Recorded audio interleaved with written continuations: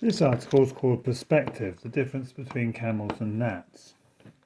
In Matthew 23:24, Jesus rebuked the Pharisees for straining out gnats while swallowing camels.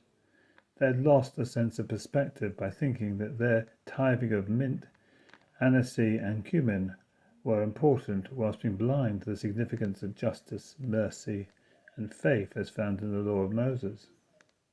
Throughout this chapter, Jesus repeatedly condemns the Pharisees for their willingness to concentrate on minor points, yet failing to consider major issues.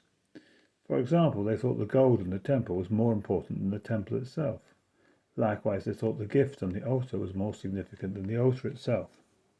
I believe this lack of perspective is also apparent in our own culture and how it handles certain issues in history and in science.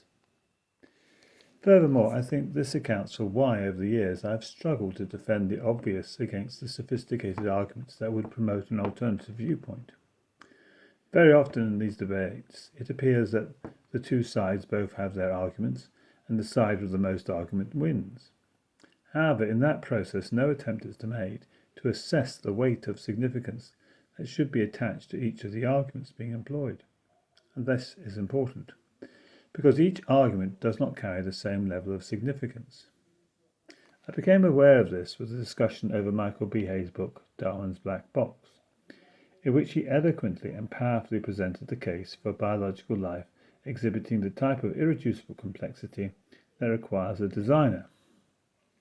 When studying the opposition to this claim, I became aware that once one got past the emotional opposition to his position, the technical arguments that were being employed were actually about very minor issues, and therefore quite incapable of dealing with the major argument laid out by Michael Behe.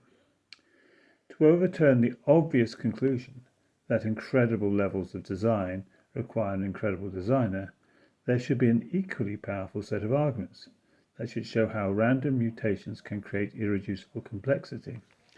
And these arguments should be supported by overwhelming evidence. With respect to Michael Behe's argument, the responses often involve detailed claims that one small aspect of a particular biological system could have had an alternative purpose that might have given us a possible evolutionary pathway, but this is a very weak proposition and is supported by very little evidence. These arguments are as gnats to the camel of irreducible complexity. Sophisticated detailed arguments do not change a gnat into a camel. They just make for clever gnats. I explore further these issues in the article itself. Well, thank you for listening.